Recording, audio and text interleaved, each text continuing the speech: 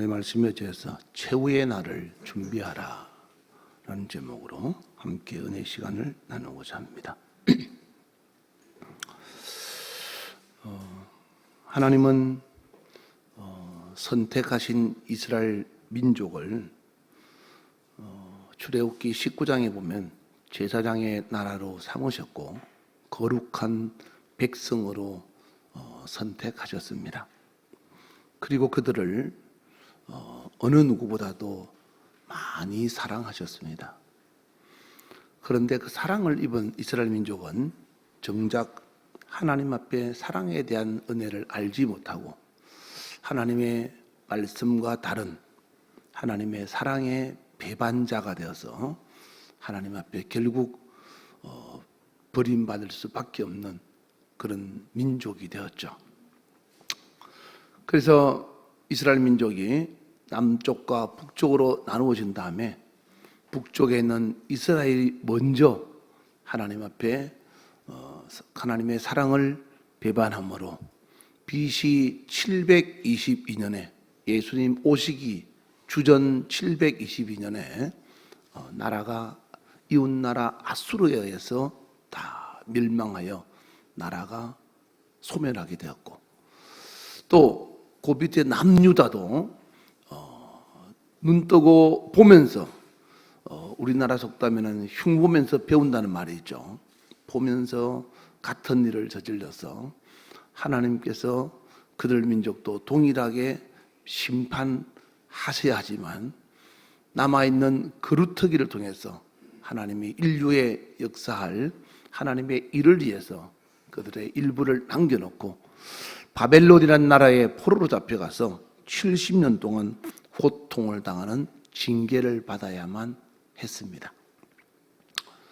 이건 이스라엘 역사만이 아니고 전 인류에 대한 하나님의 경고입니다. 하나님은 모든 역사의 주인이시고 만물의 통치자이기 때문에 하나님이 행하신 그 일은 우리에게도 동일하게 나타날 수 있다라는 거죠. 역사는 반복된다는 말이 있죠. 오늘날 인류의 역사도 다시 하나님의 심판을 초래하고 있는 것이 사실입니다. 특별히 오늘 본문 읽었던 말씀 바로 앞에는 마태복음 24장이 있고, 이 마태복음 24장은 예수님이 감람산에서 한 설교라고 해서 감람산의 설교다 또는 종말의 장이다 이렇게 표현하기도 합니다. 그런데 이 마태복음 24장은 참 난해한 구절이 굉장히 많습니다. 이 마지막 때 일어날 이 마태복음 24장의 이 사건을 교회가 앞으로 당할 일인지 아니면 바벨론의 70년 포로 생활 가운데 있었던 사건인지 아니면 다니엘서 9장에 나와 있는 다니엘의 예언대로 앞으로 마지막 때에 일어날 사건인지 아무도 모릅니다. 그래서 가장 난해한 구절 중에 하나가 바로 마태복음 24장이다 이렇게들 말합니다. 어쨌든 마태복음 23장 3절에 보시면 예수님의 제자들이 예수님에게 찾아와서 예수님, 마지막 때는 어떤 징조가 일어납니까? 그리고 그 때는 언제입니까? 라고 물어봤는데 예수님이 그 때가 언제다라는 말씀은 안 하셨어요. 그에 대한 대답은 하지 않고 그 때는 하늘에 있는 천사도 모르고 나도 모르고 오직 아버지만 아신다라고 말씀하셨고, 그리고 그 징조가 무엇인지를 그 밑에 5절부터 쭉 설명하고 있습니다.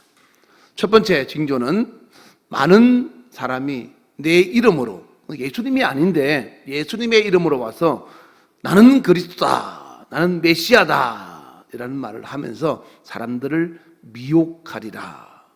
지금 우리나라만 하더라도 자칭 예수라고 하는 사람이 23명이나 된다 그러죠.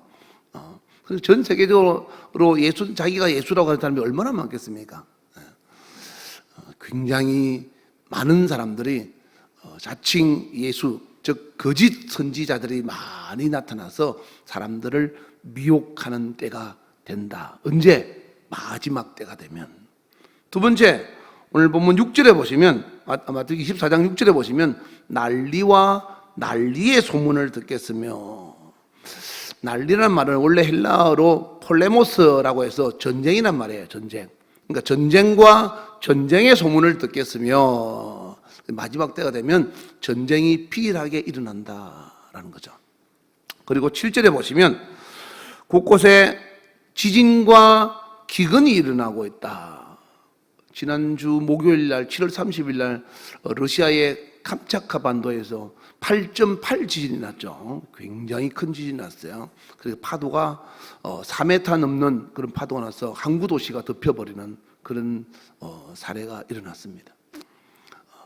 그리고 12절에 보시면, 네 번째는 12절에 보시면 불법이 성함으로 많은 사람의 사랑이 식어지리라, 이렇게 표현하고 있습니다.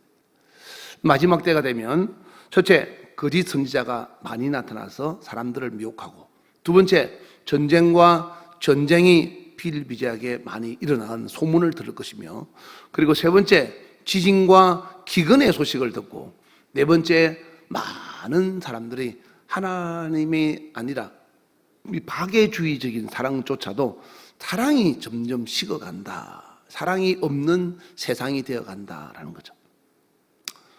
여러분, 이 네 가지 다 일어났습니까? 안 일어났습니까? 일어났습니다. 여러분 알다시피 지금 세상은 거짓 선지자가 굉장히 많고, 전쟁과 전쟁이 일어나고, 그리고 지진과 기근, 그리고 사랑이 없는 시대를 살아가고 있습니다. 그럼 예수님은 언제 오시는 거죠? 근데 그 뒤에 보시면 14절에 보시면 또 다른 한 가지가 딱 있어요. 여기에 비밀이 있는 겁니다. 보세요. 이 천국 복음이 모든 민족에게 증언되기 위하여 온 세상에 전파되리니 그제야 끝이 오리라. 이 14절 말씀이 키포인트인 거야. 모든 것이 다 이루어졌어요. 갖춰졌어. 딱 한 가지 남은 것. 그게 뭔가 하면 하나님의 아들 예수 그리스도가 우리의 구원주라는 이 천국 복음이 온 세상에 전파가 되는 날, 그때 세상은 끝이 온다. 근데 그때가 언제인지 우리는 어떻게 합니까? 복음이 지금 이제 문화와 방송을 타고, 그리고 유튜브를 통해서 온 세상에 어디까지 전파되는지 우리는 아무도 모르는 거예요. 그죠? 모르죠. 그래서 우리는 마태복음 24장 42절에 보시면 예수님이 뭐라고 말씀하시는가 하면 깨어 있어라. 어느 날에 너희 주가 임할지 너희가 알지 못하기 때문에 그렇다. 그 날이 언제인지 우리는 모르는 거예요. 그래서 우리가 하는 것은 깨어 있어야 된다.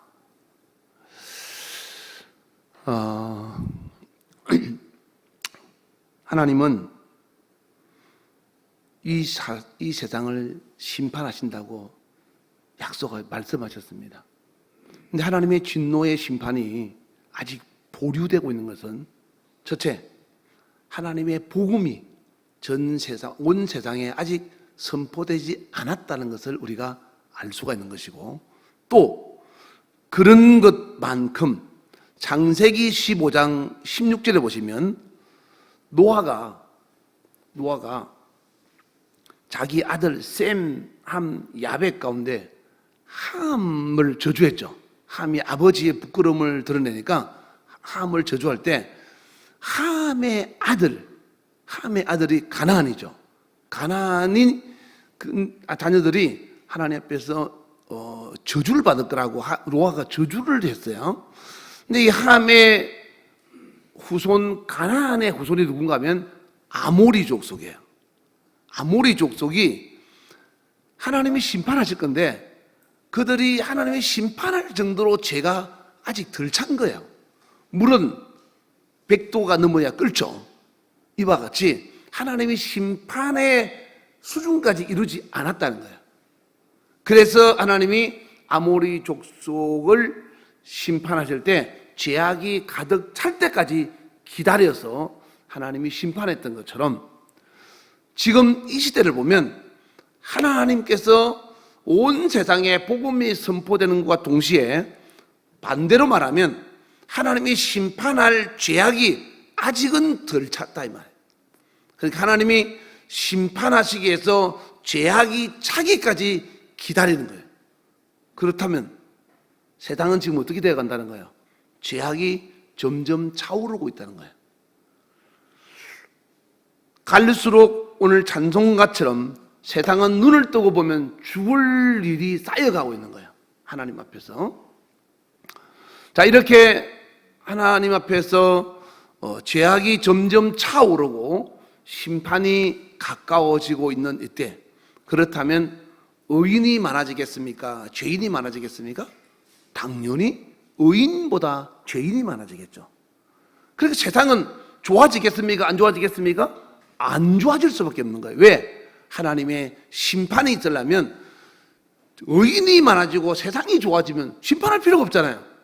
감옥을 만드는 이유는 죄수가 많기 때문에 감옥을 만드는 것처럼 의인이 많아지고 하나님 앞에서 하나님을 사랑하는 하나님의 선택받은 이스라엘 민족들이처럼 우리가 더 하나님의 말씀대로 살아가는 의인이 많아진다면, 그리스도인이 많아진다면 심판할 이유가 없죠. 갈수록 그리스도인들도 작아지고 갈수록 하나님 앞에서 심판받을 죄인이 많아져 간다는 거죠. 제가 어제도 요 앞에 감나무를 보면서 감나무가 감이 쫙 가득 열렸는데 와, 많이 열렸는데 떨어지고 눈 뜨고 보면 떨어지고 또 떨어지고 또 떨어지고. 근데 오늘 아침엔가 내가 씻고 잠깐 나가서 보니까 어젯밤에는 안 떨어지더라고요. 근데 붙어 있는 게 얼마 없어. 그래 보면서 쟤들이 끝까지 다 붙어 있을라나? 쟤들만이라도 붙어 있을라나? 생각이 드는 거예요. 그걸 보면서 생각이 나는 거예요.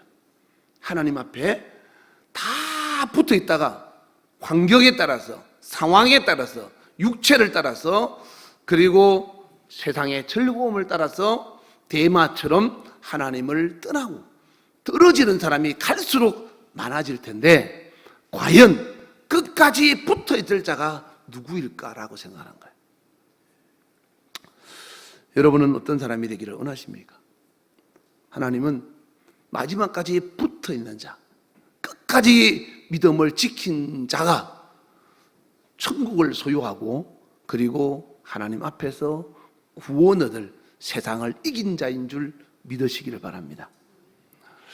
그래서 오늘 본문 마태복음 25장에 예수님이 24장의 종말의 사건을 이야기하고 25장에 가서 세 종류의 비유를 들어서 너희는 어떠한 사람이 되어야 될지를 설명하고 있다 이 말.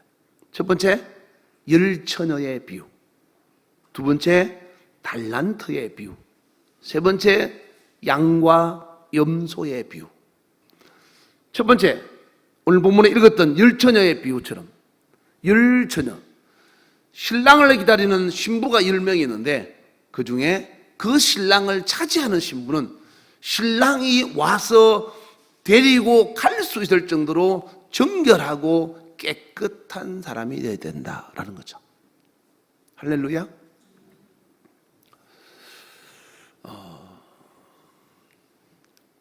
교회는 마치 망망대해에 떠 있는 배와 같은 거예요.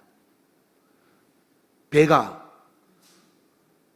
바다가 무서워서 물을 피하면 육지에 있는 배는 배가 아니고 장식품이에요. 교회가 세상에 죄악이 가득하고 세상이 무서워서 교회가 교회의 역할을 감당하지 못하면 그 교회는 교회가 아니다 이 말이에요. 바꾸고 말하면 성도가 세상이 점점 죄악으로 물들어가고 있는 이때 여러분이 세상에 나가서 세상 사람들이 두려워서 세상 사람들을 피한다면, 세상 사람들과 어울리기를 싫어한다면 여러분은 하나님의 사람이 아니에요. 그리스도인이 아니다 이 말. 문제는 배가 크든 배가 적든 간에 배가 구멍이 나기 시작하면 물은 스며들기 마련이죠. 여러분 타이타닉 같이 큰 배라도 배가 구멍이 나면 배는 파손될 수밖에 없어요. 그러나 작은 배라도 구멍이 나지 않고 잘 보관하면 그 배에 탄 사람은 죽지 않고 삽니다. 이와 같이 여러분이 세상에 나가서 여러분의 마음속에 여러분의 육체 가운데 죄가 스며들기 시작하면 그 스며드는 죄를 빨리 차단해서 보수하거나, 바꾸고 말하면 영적으로 말하면 회개하거나 이 말이겠죠. 보수하거나 아니면 그 죄가 들어오지 못하도록 차단해야 그 배가 안전한 배가 될 텐데, 여러분이 세상 바다에 나가서 떠도는 배와 같이 여러분은 오늘 예배드리고 밖에 나가서 여러분은 일주일 동안 또 생활할 때 그 생활하는 삶 가운데 세상은 죽을 일이 쌓여있는 죄악으로 가득한 세상에 여러분을 죽이려고 작정하는 악한 마귀는 끊임없이 여러분을 공격하고 찾아온다 이 말이에요. 이 험악하고 추한 악한 세상에 여러분은 어떤 사람으로 남아있어야 신랑 되신 예수님을 맞이할 수 있겠느냐라는 것이 오늘 본문에 읽었던 바로 혼인잔치의 비유다 이 말. 두 번째 비유가 뭐라 그랬죠? 달란트의 비유. 달란트는 각자 받은 은사대로 하나님을 얼마나 열심히 잘 섬기느냐 하는 것이 중요한 거.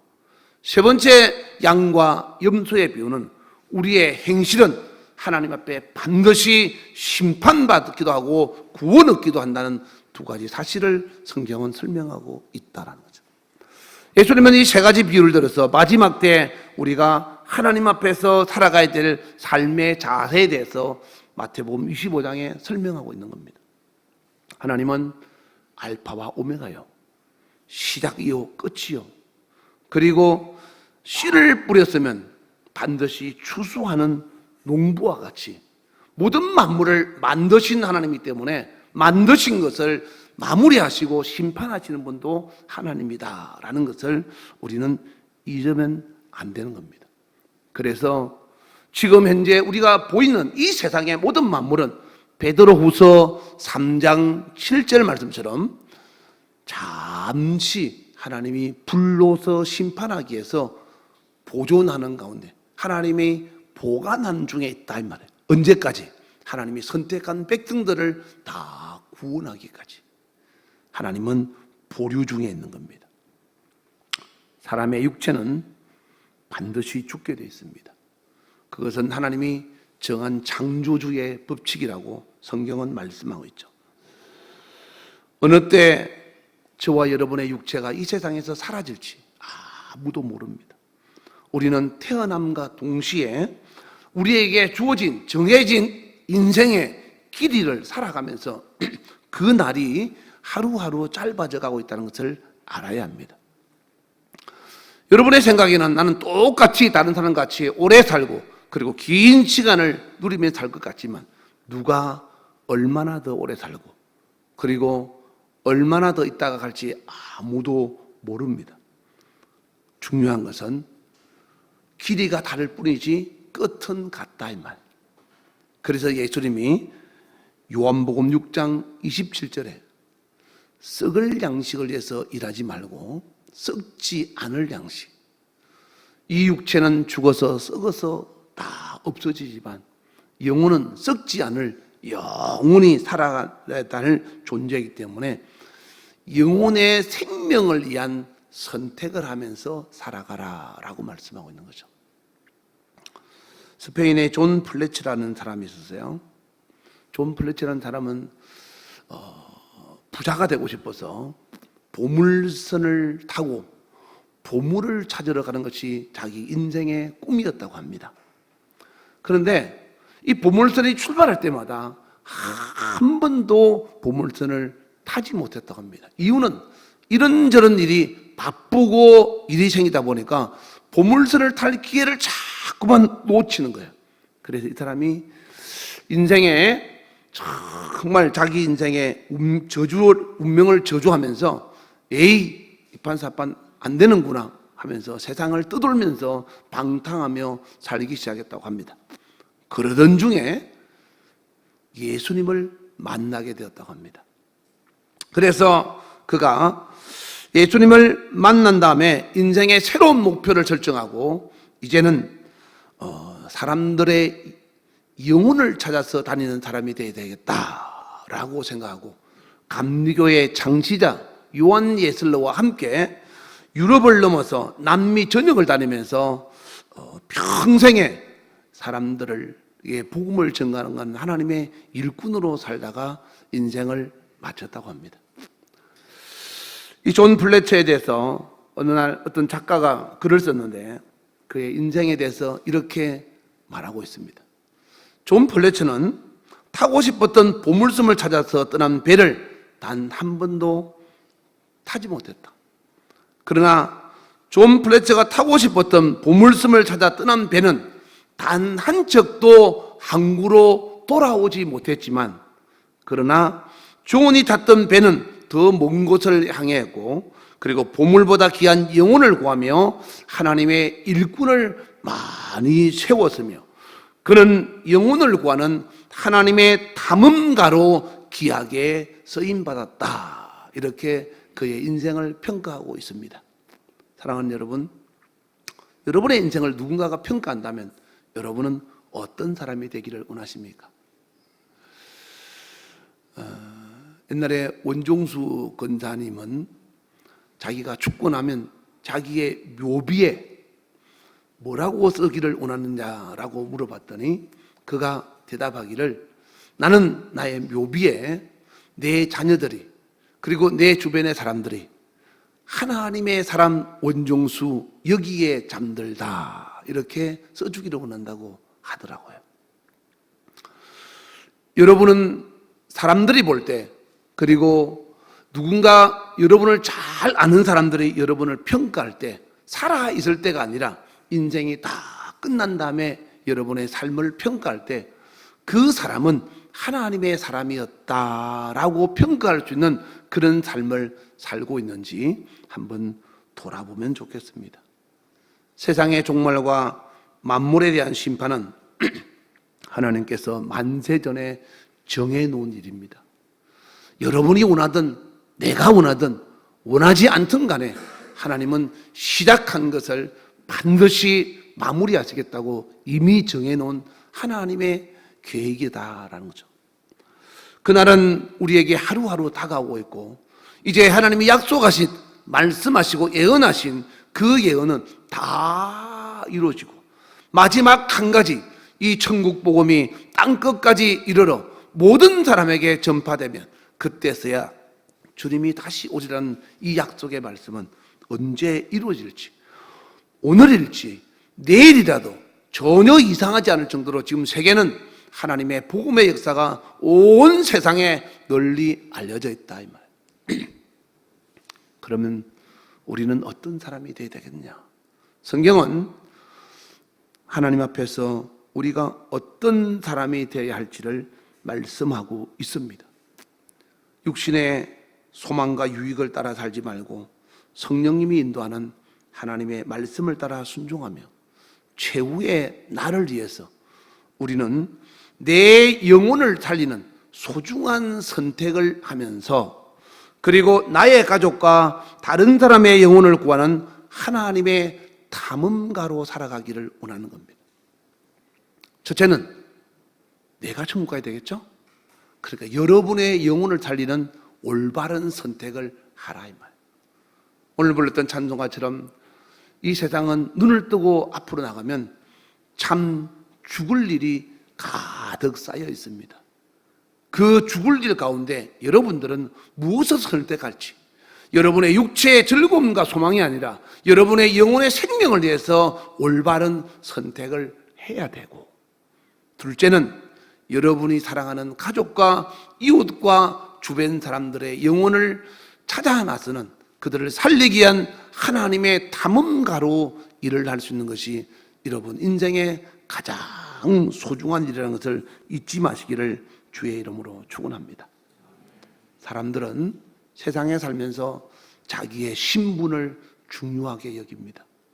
내가 얼마나 돈을 많이 가진 사람, 내가 세상에서 이래봬도 이렇게 높은 명예를 가진 사람, 내가 사람들에게 인기가 있는 사람, 자기의 신분을 굉장히 소중하게 여기며 그것을 자존감으로 여깁니다.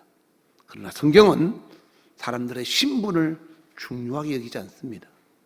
성경은 네가 돈이 많으냐 적느냐, 네가 명예가 있느냐 없느냐, 네가 사람들에게 인기가 있느냐 없느냐가 중요한 것이 아니고 하나님 앞에서 네가 어떤 사람이냐 이 말이에요. 거룩함과 경건함으로 하나님의 말씀을 따라 생명의 길로 살아가는 작은 사람이라 할지라도 하나님 앞에서 인정받는 하나님의 사람이 되어야 한다고 가르치고 있다라는 거죠.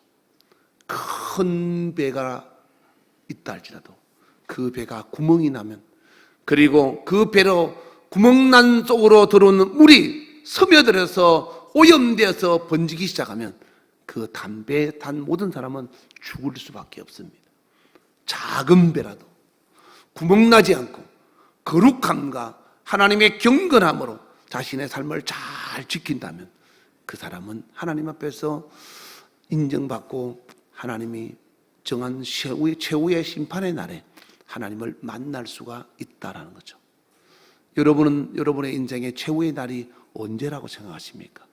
나는 젊었으니까, 나는 아직 어리니까, 나는 앞으로 많은 날들이 내게 남아있으니까 그렇게 방심하고 그렇게 안일하다 보면 어느 날 여러분에게 찾아온 죽음 앞에, 그리고 주님이 찾아오신 최후의 날에 반드시 후회할 겁니다.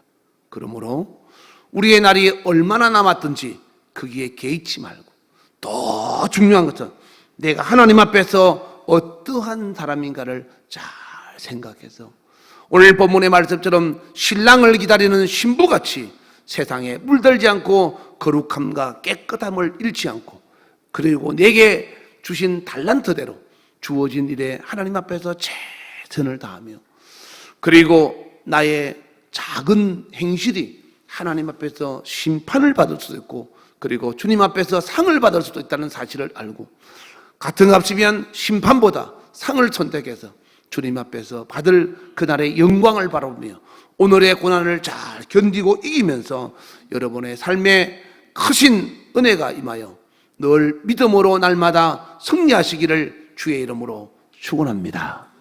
축원합니다. 깨어라 일어나라 달리다금 일어나라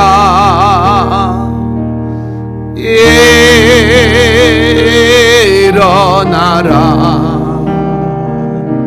죄악에 잠자던 영혼아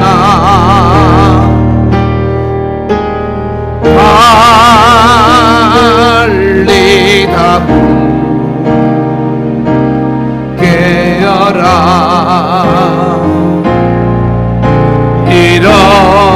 일어나 걸어라 어둠은 물러가고 새날이 다가오네 주님 오실 날 멀지 않았네 어둠 속에 잠자던 영혼 일어나라 일어나 걸어라 달리다 일어나라. 이 시간 기도하면서 하나님, 나의 남은 날이 얼마나 남은지 알 수 없지만 우리 주님 앞에서 늘 깨어서 주님 맞이할 수 있는 최후의 날을 준비하는 하나님 앞에서 믿음의 사람으로 인정받는 사람 되기를 소망합니다. 세상 사람들이 나를 어떻게 보든 나는 하나님의 말씀 따라 순종하며 성령의 인도하심을 받는 하나님의 사람이 되고자 하오니 세상에 나가 죄악을 이길 수 있는 담대함으로 믿음으로 한 걸음 한 걸음 천국을 향하여 걸어가게 하여 주시옵소서. 우리 주여 한번 기도하겠습니다. 주여, 지금은 우리 주 예수 그리스도의 은혜와 하나님 아버지의 놀랍고도 지극하신 사랑과 성령님의 교통 역사 충만하심이 오늘 말씀을 듣고 언젠가 다가올 인생의 최후의 그날을 위해서 하나님 앞에서 거룩하고 깨끗한 하나님의 사람으로 또한 주신 달란트를 열심히 주 앞에 충성하며 하나님 앞에 가는 그날까지 세상에서 하나님의 사람으로 인정받고 살리라고 마음에 결심하고 다짐하고 돌아가는 모든 자들 머리 위에 이제부터 영원토록 주 예수의 평강과 축복이 함께 있을지어다.